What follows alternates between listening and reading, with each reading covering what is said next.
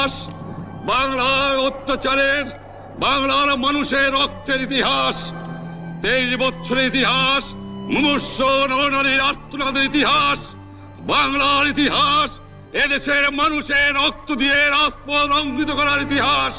1952 সালে রক্ত দিয়েছি, 1954 সালে নির্বাচনে জয়লাভ করেও আমরা গদিতে বসতে পারি নাই। 1958 সালে আইয়ুব খান মার্শাল ল জারি করে 10 বছর পর্যন্ত আমাদের গোলাম করে রেখেছে। 1967 সালে 6 দফার আন্দোলনের 7ই জুনে আমার ছেলেদের গুলি করে হত্যা করা হয়েছে। 1969 আন্দোলনে আইয়ুব খানের পতন হওয়ার পরে যখন ইয়াহিয়া খান সাহেব সরকার নিলেন, তিনি বললেন দেশে শাসনতন্ত্র দেবেন, গণতন্ত্র দেবেন। আমরা মেনে নিলাম।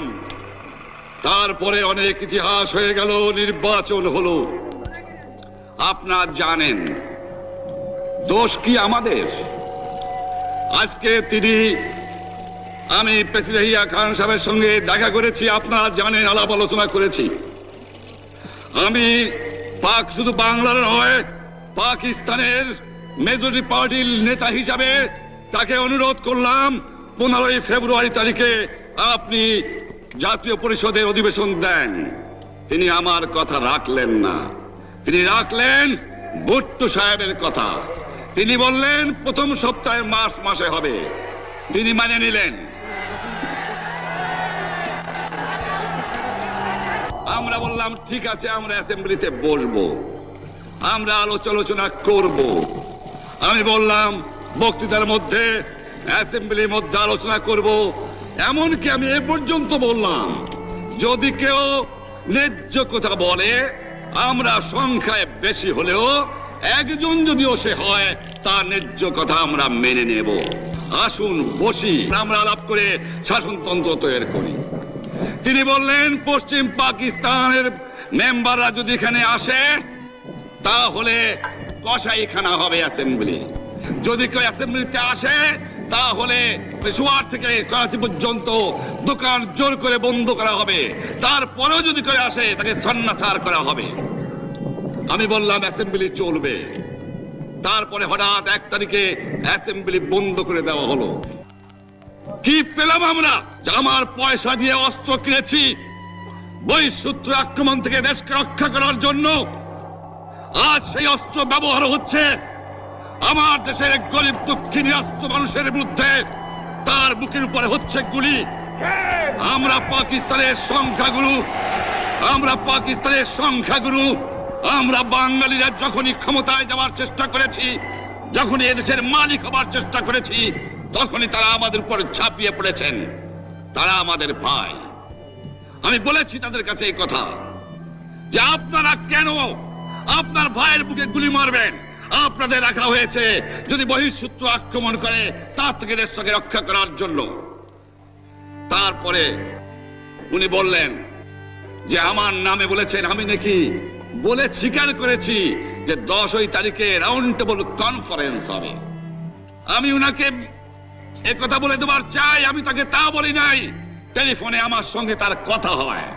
তাকে আমি বলেছিলাম জনাব ইয়াহিয়া খান সাহেব, আপনি পাকিস্তানের প্রেসিডেন্ট, দেখে যান, ঢাকায় আসেন কিভাবে আমার গরিবের উপরে, আমার বাংলার মানুষের বুকের উপরে গুলি করা হয়েছে, কি করে আমার মায়ের কোল খালি করা হয়েছে, কি করে মানুষকে হত্যা করা হয়েছে। আপনি আসুন, দেখুন, বিচার করুন, তারপরে আপনি ঠিক করুন। আমি এই কথা বলেছিলাম। হঠাৎ আমার সঙ্গে পরামর্শ না করে বা আমাদের সঙ্গে আলোচনা না করে 5 ঘন্টা গোপনে বৈঠক করে যে বক্তৃতা তিনি করেছেন এবং যে বক্তৃতা করে অ্যাসেম্বলি করেছেন, সমস্ত দোষ তিনি আমার উপরে দিয়েছেন, বাংলার মানুষের উপরে দিয়েছেন।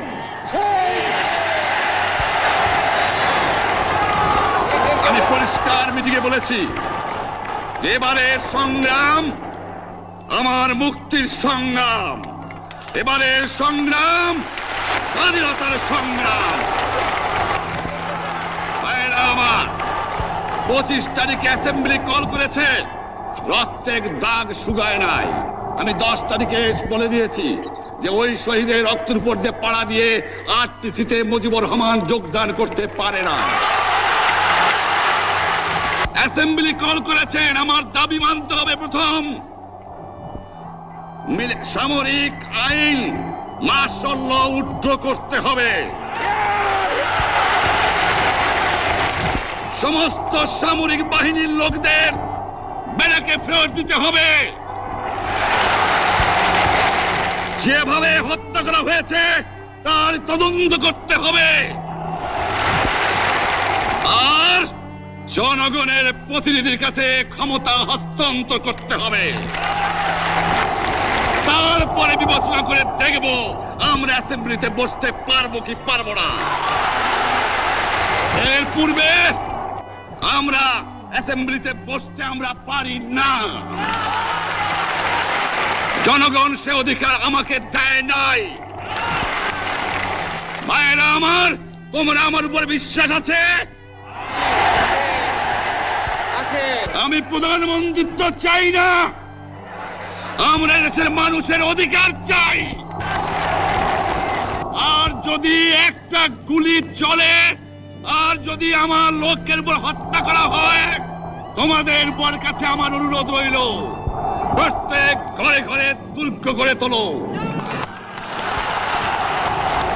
তোমাদের যা কিছু আছে তাই নিয়ে শত্রুর মোকাবেলা করতে হবে। এবং জীবনের তরে রাস্তাঘাট যা যা আছে সবকিছু আমি যদি হুকুম দেবার নাও পারি, তোমরা বন্ধ করে দেবে। তোমরা আমার ভাই, তোমরা ব্যারাকে থাকো, কেউ তোমাদের কিছু বলবে না। কিন্তু আর আমার বুকের উপর গুলি চালাবার চেষ্টা করো না,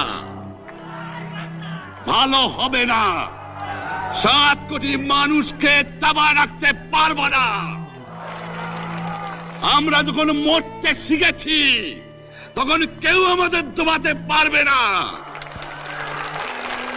যে পর্যন্ত আমার এই দেশের মুক্তি না হবে, খাজনা ট্যাক্স বন্ধ করে দেওয়া হলো, কেউ দেবে না।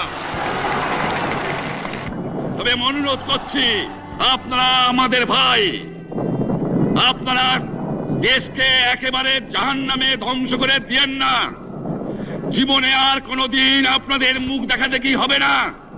যদিও আমরা শান্তিপূর্ণভাবে আমাদের ফয়সালা করতে পারি, তাহলে অন্তপক্ষে ভাই ভাই হিসেবে বাস করার সম্ভাবনা আছে।